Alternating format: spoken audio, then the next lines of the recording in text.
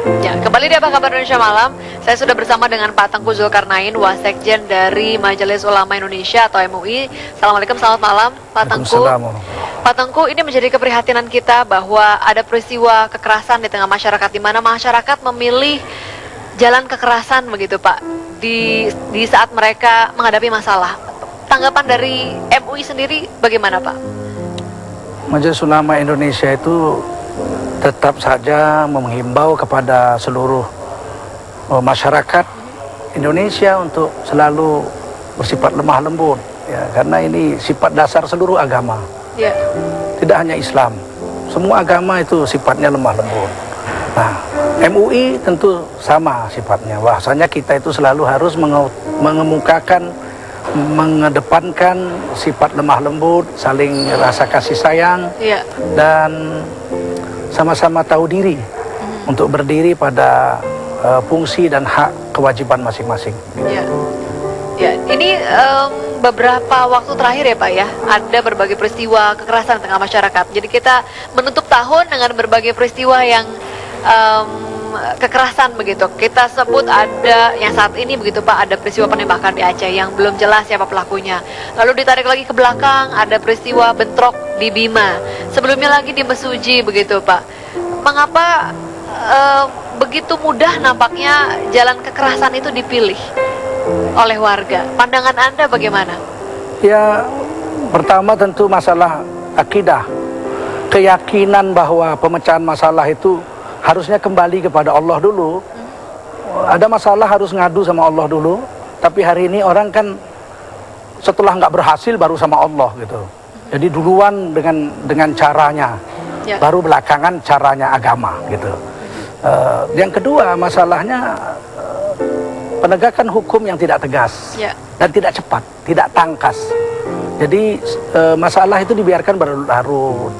Seperti di Lampung, masalah Mesuji sudah puluhan tahun, masalah Bima sudah sekian tahun, terus dibiarkan berlarut-larut. Kalau waktu terjadi konflik kecil atau ada memanas sedikit, terus penegak hukum cepat tanggap, saya pikir tidak pernah akan terjadi hal-hal yang seperti ini.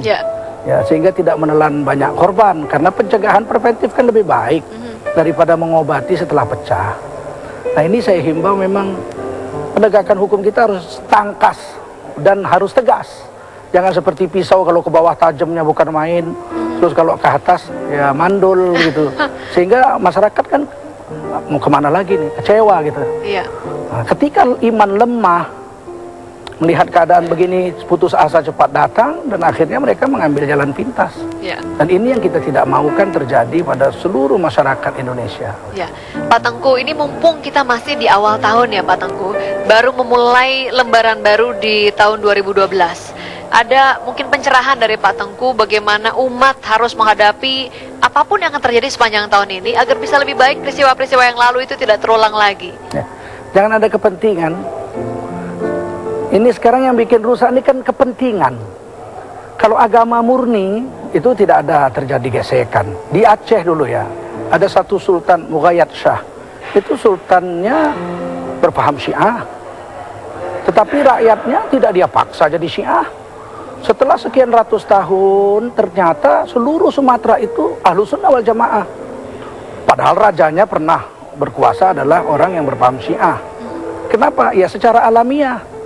Paham itu dibawa atas nama keagamaan, bukan atas nama politik, bukan atas nama kepentingan. Kalau atas nama agama, secara alamiah masyarakat akan memilih. Kenapa di Indonesia begitu banyak madhab, ada 4 madhab? Kenapa dari Sabang sampai Merauke rata-rata bermadhab Syafi'i? Ya. Karena alamiah.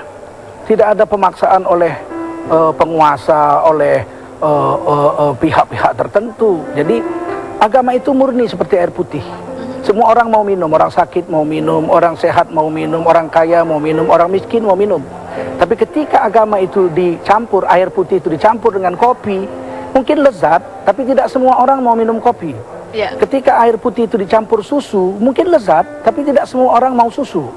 Ketika air putih itu dicampur dengan teh, mungkin lezat, tapi tidak semua orang mau minum teh. Ya. Ketika air putih itu murni, tidak dicampur, semua orang mau.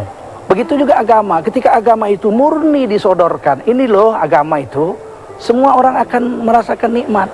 Tapi ketika agama dicampur politik, agama dicampur kepentingan pribadi, agama dicampur ekonomi, agama dicampur budaya, inilah disinilah mulai ketidakmurnian ini. Ya.